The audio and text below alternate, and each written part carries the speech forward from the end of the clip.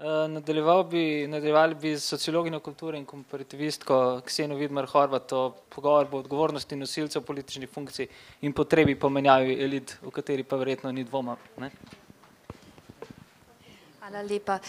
Jaz bi začela moj prispevek tudi z repliko gospodu na temo, da je človek po naravi len.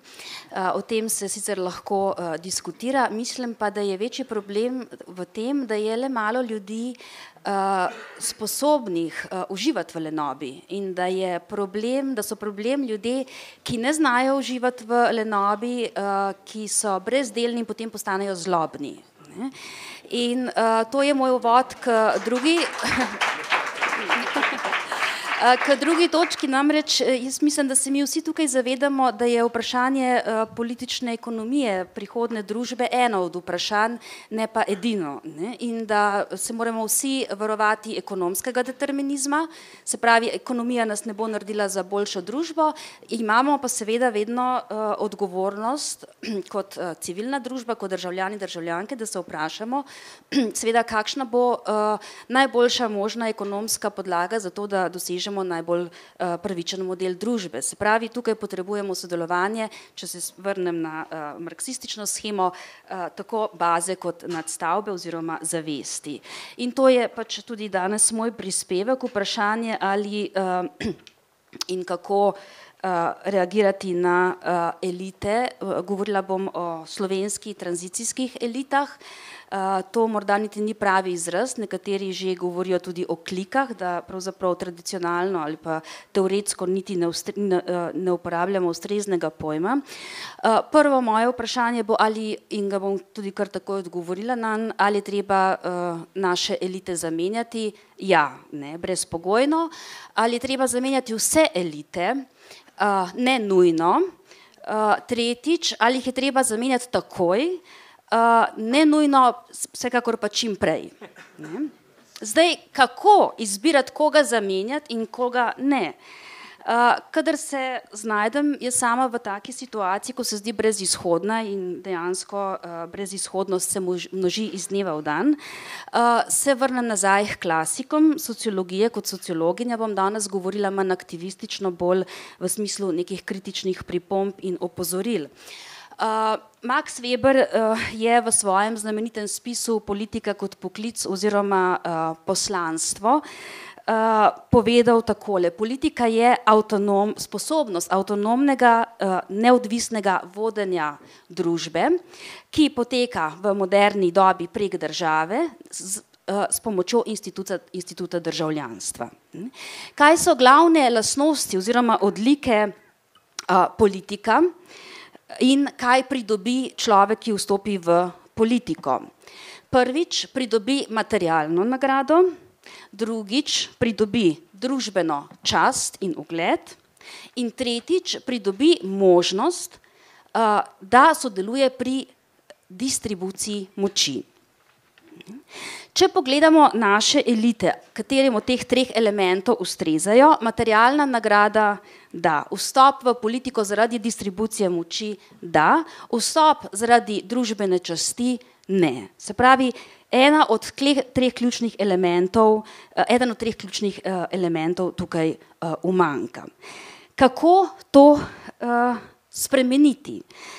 Ključno vprašanje za mene je, če odslovimo zdajšnje elite, kako zagotoviti, da se nam ne zgodi nova generacija starih elit, se pravi preoblečena generacija starih elit, ki se izdaja za novo. Se pravi, če želimo vzpostaviti neko novo, odgovorno politično vodstvo, ki bo neodvisno, avtonomno in ki bo častno, potem moramo opraviti najprej analizo delovanja, rekrutiranja in reprodukcije naših elit v zadnjih 2 desetletjih. Kaj je ključna lastnost razreda elit? Tisto, kar lahko jaz sama s pomočjo raziskav in opažanj ugotovim, je, da pravzaprav smo se znašli v neki neprijetni situaciji, neki nenavadni polarizaciji, ki gre nekako takole. Na eni strani imamo primitivne, ruralne posameznike, ki so vstopili na politične funkcije, ki so vstopili v parlament. Na drugi strani imamo slabljenje ali pa nepoln razvoj urbanih elit. To je teza, ki jo je nedavno zagovarjal tudi Boštjan M. Zupančič, skratka, da je problem slovenske družbe in slovenskega vodenja v premoči ruralnega primitivizma nad urbano uglajenostjo. Grobo poenostavljam. Ne. Moje vprašanje seveda je, ne, kako se odločamo. Ali se odločamo za eno oziroma za drugo. Ali nam je bolj všeč primitivizem ruralnega tipa, ali nam je bolj všeč finančni primitivizem urbanega tipa. Nam je bolj všeč brutalno agresivna desničarska retorika ali nam je bolj všeč vzhičeno pokroviteljstvo levičarske retorike. Sama bi rekla, da sta obe zvrsti elitnega govora, ravnanja in praks enako nevarni. Zakaj? Zato, ker iz svojega poslanstva izvzemata vprašanje skupnega dobrega. Se pravi, izhodišče za oblikovanje nove kulture, elit, je najprej skupno dobro. In to velja, k temu se bom vrnila čisto pri koncu, tudi za vstajniško gibanje in potencialno preoblikovanje dela tega gibanja v politično stranko. Zdaj, če pogledam, kje se kažejo negativne, zelo na hitro bom šla skozi nekaj osnovnih elementov, konsekvenc delovanja ali nedelovanja, etičnega, neodgovornega delovanja slovenskih elit. Osredotočila se bom na 3 sektorje, na javno upravo, na univerzo in na medije. Svoja opažanja iz javne uprave opiram na, bi rekla, metodologijo udeležbe z neposrednim opazovanjem, s tem, kar mi sporočajo ljudje, ki so zaposleni v javni upravi, moji prijatelji, moji kolegi. Moram reči, da sem v zadnjem času dobila tudi kar nekaj pisem ljudi, ki želijo ostati anonimni, ki mi sporočajo, kaj se dogaja v njihovih delovnih okoljih. Ta opažanja lahko strnem v 3 točke. Nepotizem, nestrokovnost, ki postaja vrednota, se pravi, manj ko si strokoven, bolj verjetno je, da boš za to nagrajen. In tretjič, to je povezano, prelaganje odgovornosti. Ker umanjka strokovnost, moraš razpršiti odgovornost, zato da zakriješ sledi za svojo nestrokovnost in v tem tretjem koraku seveda spet polniš z gorivom prvi krog nepotizem. Se pravi, širjenje, množenje raznoraznih služb, uradov, predvsem množenje pravniških služb raznoraznega tipa. Se pravi, to so tri osnovne, po mojem, konsekvence neučinkovitega, neavtonomnega, elitnega vodenja, kot se kažejo v javni upravi. Univerza, konformizem, lagodno povprečje. To velja posebej za javno univerzo. Danes imamo neko nemogočo situacijo, da zaradi privatizacije javnega šolstva zapiramo prostor za kritično razpravo o tem, kaj se dogaja na univerzi. Drugo, lažna solidarnost. O univerzi, predvsem o javni univerzi, ne smemo kritično govoriti, ker ji škodujemo. Ker bomo prispevali k našemu negativnemu ugledu, molčimo, počakajmo še nekaj časa, naj se stvari spremenijo, naj se časi zamenjajo, potem bomo razpravljali tudi o težavah v našem okolju. Na univerzi glavni problem, umanjkanje vsakršne razvojne vizije, umanjkanje odgovornosti, kadrovanje v liniji pač konformnosti. Mediji. Mediji, zato izredna pohvala temu projektu, tu ne gre za konflikt interesov ali pa neetično ravnanje, ja.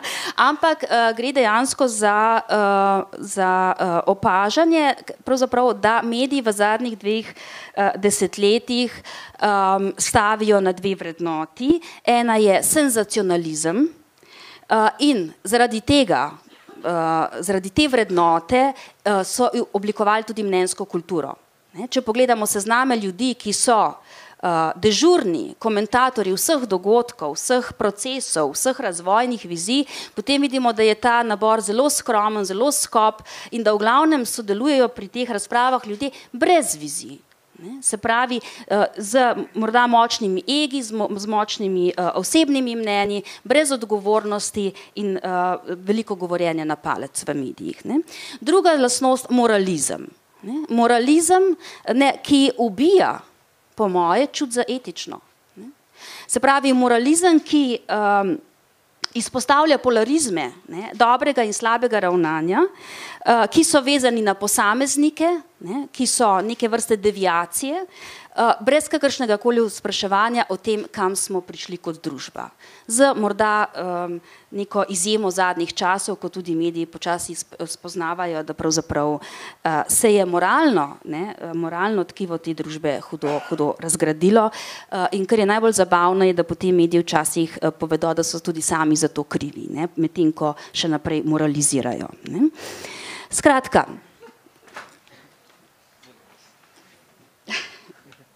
kako zagotoviti, da nova elita ne ponavlja napak starih elit. Weber pravi tako, dober politik mora imeti 4 dodatne lastnosti. Prvič, strast. Zakaj greš v politiko? Tukaj mora biti nek presežek, nekaj več, v kar verjameš, za kar se želiš boriti, žrtvovati svoje življenje. Občutek za mero. Ne vsiljevati svojih pogledov, svojih resnic kot edino veljavne. To predvsem omenjam v povezavi z vstajniki, ker bo to en velik, po moje, izziv. Tretjič, distanca do samega sebe. Se ne jemati preveč hudo zares. Imamo, ne bi šla poimensko, v slovenski politiki celo kolono ali pa četo ljudi, ki pravzaprav so v politiki z namenom samopromocije zaradi svojih lastnih takšnih in drugačnih projektov. Skratka, to bi bil en pomemben, po moje, pokazatelj naslednje generacije. Distanca do samega sebe, morda malo manj nastopanja, morda tudi malo manj publicitete. In pa seveda tisto četrto, kar je zelo pomembno, odgovornost. Tukaj je pravzaprav po moje največ dela, tudi za vstajnike, kako pravzaprav ideje, projekcije, vizije prevesti v neko odgovorno programsko osnovo. Se pravi, kdo bo odgovarjal, če naše ideje ne bodo prinesle rezultatov? Koga bomo klicali na odgovornost? S kakšnimi kriteriji? Vsi imamo polno nekih predstav, kako bi morala družba izgledati. Ne vem pa, če smo vsi že pripravljeni sprejeti za naše vizije tudi odgovornost. Bomo osebno odgovarjali, finančno odgovarjali, intelektualno odgovarjali za naše vizije, ki smo jih predlagali v razpravo. Zato ja, neposredna demokracija absolutno, jaz mislim, da je en pomemben korektiv, demokratična deliberacija, razpravljanje, ves čas, ampak po drugi strani pa, ali se nam zares bo ljubilo ves čas ukvarjati z politiko? Ne. Se pravi, se mi zdi, da rabimo tudi nek utečen mehanizem nadzora nad tistimi, ki bodo, če bodo to parlamentarne stranke, vodili našo družbo. Takrat, ko bomo mi uživali v lenarjenju, naj nekdo za nas opravlja ta posel. Ali lahko vstajniki prepustijo vizije, programe zdajšnjim političnim elitam? Absolutno ne.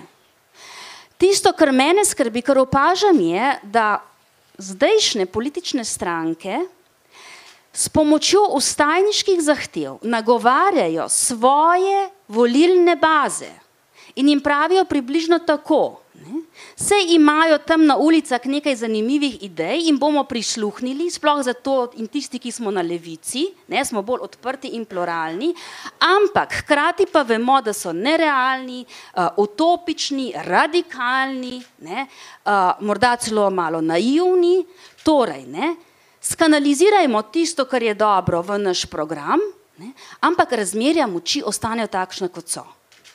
Se pravi, te kompromitacije vstajniškega gibanja se je sama zares zelo bojim, ker bo to pa po moje zapravljena priložnost.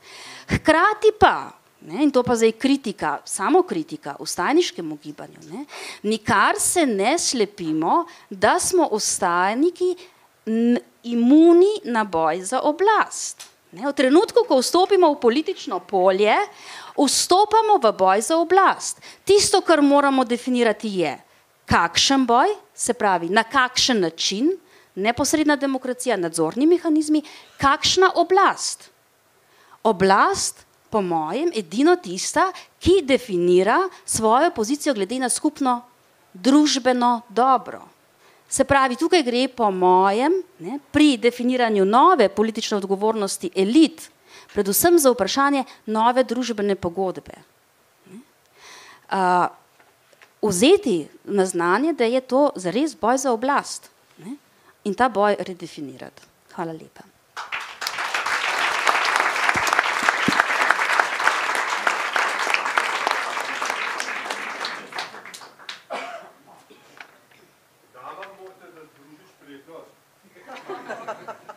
Boljše stvari šparamo za konc.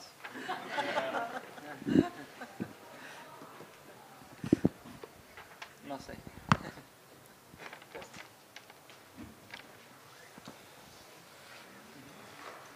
Ja, jaz bi najprej pohvalil, mislim, fantastičen prispevek, res, predvsem mi je bil zelo všeč tisti del, ker ste opisala, kakšen mora biti idealen vodja neke družbe, politik, jaz temu pravim brezstrankarske demokracije. Namreč mi moramo vzpostaviti nek mehanizem, ki bo a priori preprečil enemu psihopatu, enemu alkoholiku, enemu idiotu na ne vem kakšni ravni vstop v politiko. A veste, ni smisel demokracije to, da nas vodijo neki osebki, veste kaj, včasih sem neuljuden, ne včasih, velikrat, ko imam s takimi pokvarjanci posla, ali pa jih omenjam. Ampak ni smisel demokracije to, da ima vsak možnost vstopa v politiko. Ne more, lepo prosim, en umski bolnik voditi države. A je tako, gospodična? Ne more, mislim, on mora iti v bolnico, na obravnavo, njemu je treba nuditi pomoč. Ja, boste takoj. Sam, da povem do konca. Malo sem študiral psihologije, pa poznam razne prijeme, kako se vnaprej lahko presodi, a je nek kandidat sposoben umsko in moralno voditi državo. Ja, ne? A veste, če imamo mi na čelu države nekoga, ki pride domov pa razbije celo kuhno, pa žena beži z otrokom ne vem kam, zato da obeh ne ubije, lepo prosim, je treba nekoga poklicati, rešilni avto, ne vem, z enim, vse imamo, vse sorte modelov. Se pravi selekcija politikov, v bistvu to hočete povedati. Absolutno. Super. In neka komisija, recimo. Se razumemo, gospod. Ja. A res razumete? Ja. mislim, da so bili čisto jasni. V bistvu že za tistim dolče farniente, ker se ne strinjam čisto, da je to človeška lastnost, obče človeška, ampak se pa zelo, zelo strinjam za to, da je treba pri politikih kontrolo narediti. Oziroma eno stanje njihovo psihofizično oceniti, a je ustrezno. Zelo se s tem skladam, zato ker imamo eno zakonitost, ki se je pri nas v Sloveniji dvakrat pokazala, zdaj kot tragična. Človek, ki ima paranoidno psihozo, zdaj bom dajem en diagnozo, pa ni važno, se lahko zgodi, da inducira svojo okolico in ni problem potem samo njegova družina, problem je cela ena skupina ljudi, ki naivno grejo v nek sistem mimo. Tragika pa je v tem, ker je logika ohranjena, samo je logika mimo in postaja nevarna ne za njega, za njega osebno lahko, ampak za celo skupino. Se upravičujem, malo je mimo, ampak v bistvu je to, ne? Jaz sem nekaj interveniral tukaj. Sam to bi še povedal, psihopati imajo izredno sposobnost, če boste malo prebrali na internetu, imajo izredno sposobnost organizacije somišljenikov. Ne? To je resnica. In če dobimo, mislim, treba je imeti sistem, da to preprečimo. Evo, jaz sem glih prej predlagal en inštitut ljudske nezaupnice oziroma odpoklica poslanca političnih funkcionarjev. Ne? Njega lahko spostavimo tudi z malo zakonodaje, uveljavo, kar pomeni, če se transparentno nadzoruje delo nekega političnega funkcionarja in se ugotovi, da ne deluje tako, kot bi mogel, se lepo zbirajo podpisi, tako kot pri referendumu, se na nek način od poslanca odpokliče in se zadeva reši. Ne, lejte, poslušajte. Inštitut ljudske nezaupnice ima zakonsko podlago. Ne?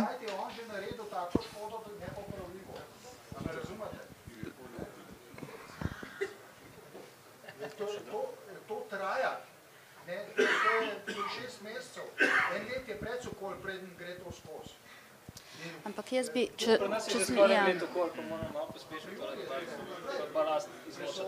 jaz bi vseeno mogoče opozorila, da se ne slepimo, da je stvar tako zelo enostavna. Ne? Mi lahko odstavimo problematičnega politika, ne? Ampak jaz govorim o kulturi. Ne? In bolj me skrbi, mene osebno, bolj skrbijo tisti, ki so skriti, ne? Za katerih patologije psihološke ali pa druge osebnostne patologije, grabežljivost, konformnost, nenačelnost, nemoralnost ne pridejo do izraza, definirajo pa razvoj lahko svojega intelektualnega okolja, svojega delovnega okolja, definirajo razvoj naše družbe. Konec koncev, jaz mislim, da smo vsi si enotni, da smo veseli po svoje, ne? Kljub visoki ceni, ki jo plačujejo predvsem najrevnejši in najranljivejše skupine v Sloveniji, smo lahko veseli, da smo padli tako zelo nizko, da vemo, kaj smo počeli zadnjih 20 let. Ampak če bi imeli danes nekega prijaznega premijeja, če bi se nam zgodil Janković namesto Janše, ne vem, jaz se sprašujem. Se sprašujem, ali bi, če bi nekdo vladal uglajeno, prijazno, manj cinično, manj radikalno, manj ekstremistično, in nas prepričeval, da to počne v naše dobro in da naj nas ne skrbi in da ne kadruje in tako naprej. Skratka, če ne bi bil tako brutalen v svojem stilu vladanja, ali bi bili tako zelo jezni, kot smo danes? 20 let očitno nismo bili jezni, ali pa vsaj ne zato. Ja, absolutno, absolutno.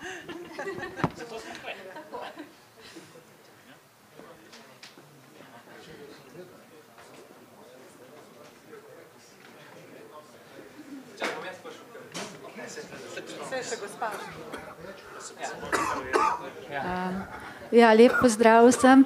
Jaz bi se tudi zahvalila gospodični za zelo v redu podajano temo, zelo zanimivo temo. Ne?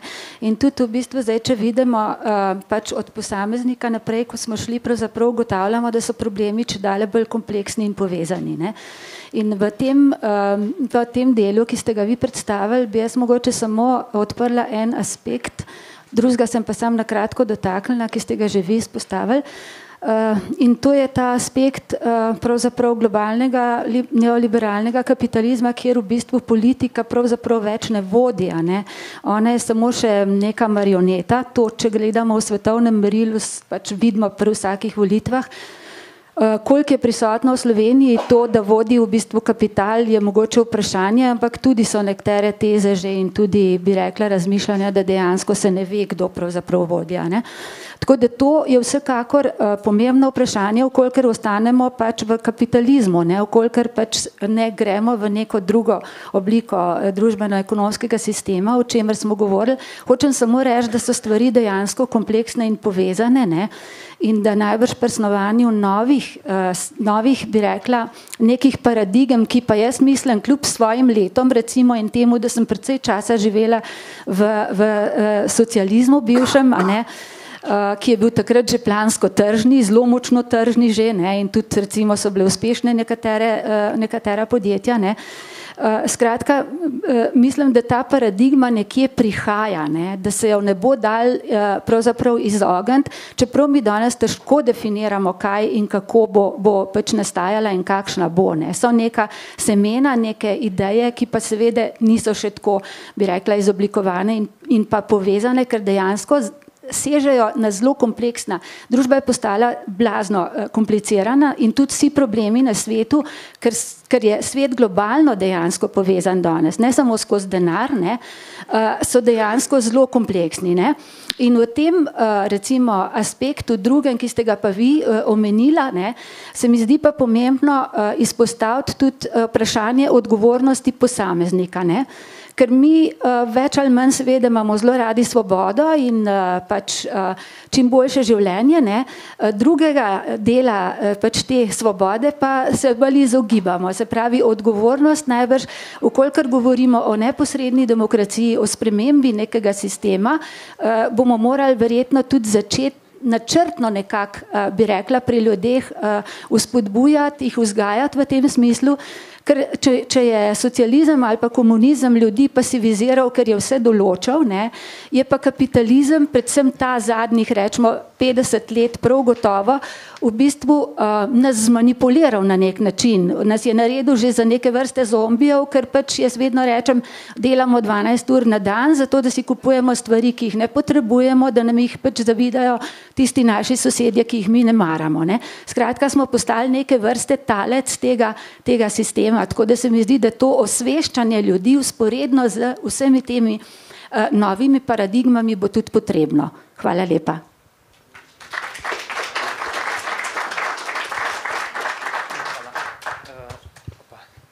Ja, jaz bi pa to rekel. Zelo dobro ste povedala, gospa.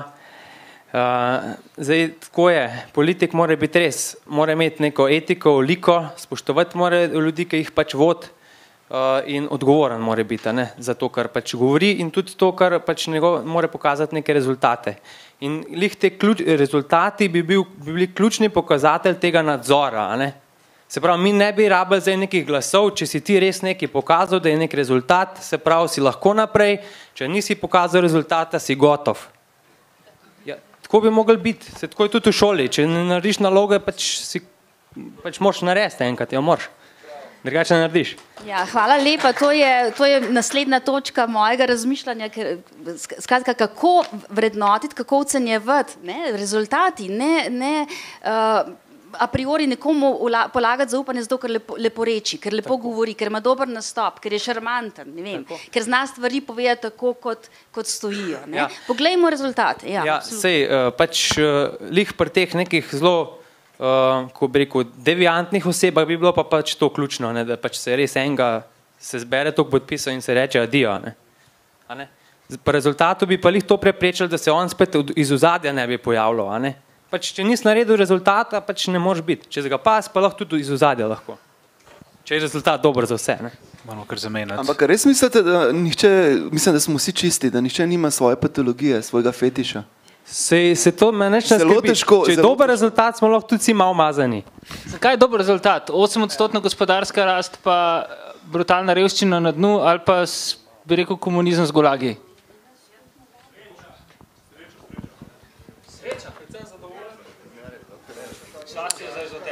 Mislim, da je čas, da zamenjamo temo, da pridemo do tega. Super.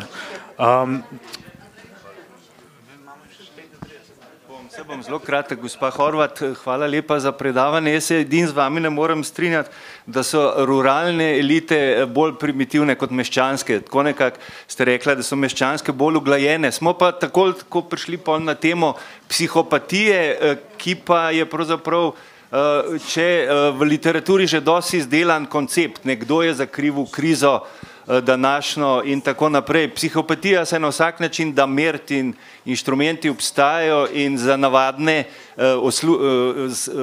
zaposlene je pač že v veljavi ravno tako testi na alkoholizem in droge. Ne. Tako da problem je, kako pravzaprav tiste, ki zakone pripravljajo in pišejo, pripraviti, da bojo pač uzakonili takšne teste in takšne screeninge. Na vsak način preventivno se splača delovati in delati na temu.